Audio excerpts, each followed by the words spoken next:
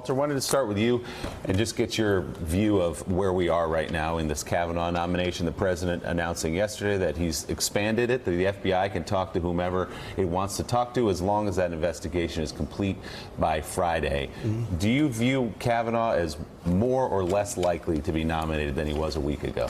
More likely to be confirmed. And I do think you needed a little bit of a break in this fever. I mean, this was getting, the whole country was polarized. You're not going to find out with an FBI investigation exactly what happened, but we took a breather. They're going to investigate. In fact, there's been a lot of breaks recently in the past couple of weeks. Even this USMCA, the new trade agreement, you know, the problem for me is that Trump's bullying, hard-on, nasty tactics, we just saw another clip of it there, sometimes work. And this gets you kind of conflicted because I think this trade deal is a good thing. I think that it's going to succeed probably in the Kavanaugh case. And so this incivility, the fact that it can work so well, is a little disconcerting to me. So you're saying in the case of trade, where he pushed Justin Trudeau around and humiliated him publicly, humiliated and bullied him, but it got the result he wanted, and perhaps the result that you and others who want free trade wanted as well. Yeah, I mean, it's not a revolutionary agreement. It's a pretty good agreement. It did better things. He bullied Trudeau around, and it worked. He pushed Kavanaugh, I assume, to do that. I found grotesque testimony where he blamed it on, you know, people who wanted to get back for the Clintons and everything else, and that seems to have worked. So it's always a bit good to see the country having things that work, but also bad when it's incivility, bullying, and nastiness that do it. Shouldn't we ask whether in both of those incidents there is a potential downside that then comes back to bite us from that tactic? Now, bullying, you may have got the trade deal. It's a little bit better than NAFTA, but it's basically the same. In the protests, Justin Trudeau has been bullied by the President of the United States, and he's not going to totally forget that. That will be part of the American-Canadian relationship going forward. We don't know whether it will weaken that relationship, but it'll have an impact on the relationship in the way that it does if you have a massive blowout with somebody who's meant to be a friend. In the case of the Kavanaugh thing, yeah, maybe you can bully somebody through and you can get Kavanaugh to adopt that tone during the committee hearing, but there are senators who are concerned about that tone, who didn't particularly like the way that he spoke to Amy Klobuchar, the way that he spoke to Dianne Feinstein. Even on the Republican side, there was some queasiness about adopting that tone. So, yeah, it can get results, but I think we shouldn't ignore the fact, and it's a bit like giving the economy a massive sugar high of tax cuts, right? There are costs to some of this behavior. Absolutely. I mean, I'm one of those, I guess you would call crybabies like you, who think, hey, it shouldn't have been done this way. There's a better way. And you're a friend of Christine Friedland, I think. The way that he attacked her.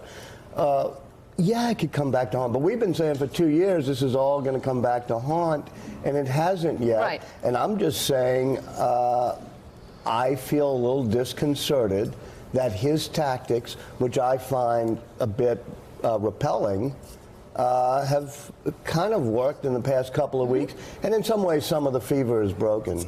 So, Jeffrey Goldberg, where are we right now in this Kavanaugh story? I mean, we're at the point now where people are debating the definition of blacking out when you drink. We're going back to 1985 to see a police report about whether Judge Kavanaugh may or may not have thrown ice at someone in a bar, heaven forbid. What do you see as you watch all this play out?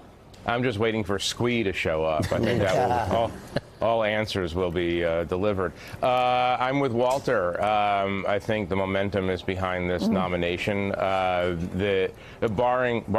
a new revelation, some dispositive piece of information about what happened that night or that day, I find it hard to believe that the three wavering Republicans will do anything but vote to confirm.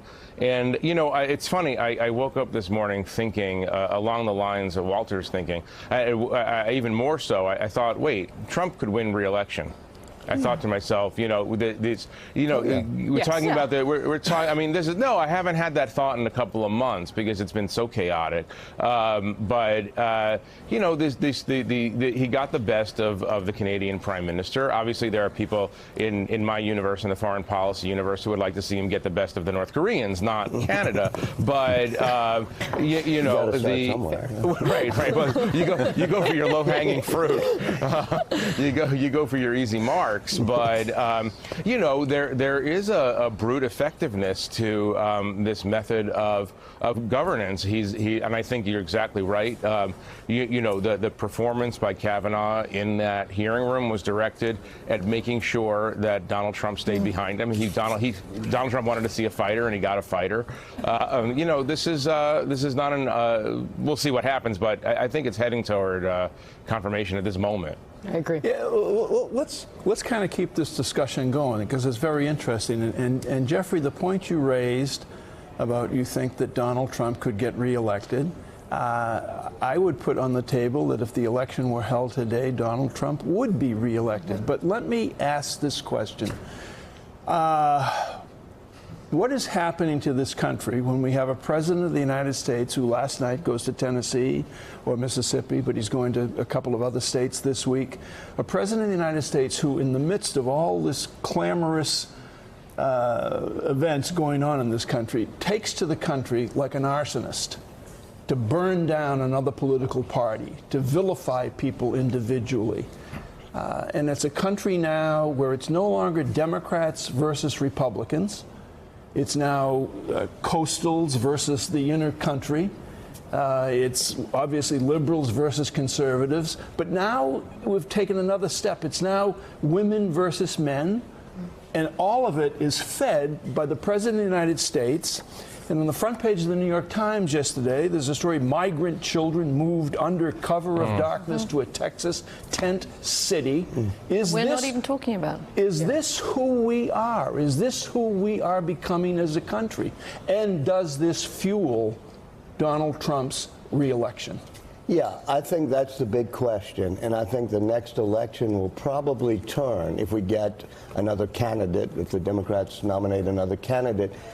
I would hope it would be on this question, which is, are we a better country than this? Are we more civil than this? Because the notion of a president winning by dividing the country is problematic, and I think you got most of this nation say, let's take a breather now. Let's come back together. Let's calm things down. I wanted to turn it, if I may, to Jeffrey. I mean, Jeff, I used to be your partner, as you know, in this Atlantic Festival you're doing. I'd love to hear some of the people you're going to have at the festival this year. And I know you're coming down to New Orleans to visit me in a week or two, and we have dinner with Mitch Landrieu and sort of think through where this country is going. So if you or give as a Walter preview refers of to that. him, President Landrieu, as Walter might think of him. Yeah, Landrieu, exactly. That's the, fine, Secretary of State Goldberg. Go ahead. But I won't tell Haas I just said that. No, Ambassador to Pakistan, maybe. Barbados. Well, that wouldn't be the worst. Thanks for checking out MSNBC on YouTube, and make sure you subscribe to stay up to date on the day's biggest stories. And you can click on any of the videos around us to watch more from Morning Joe and MSNBC. Thanks so much for watching.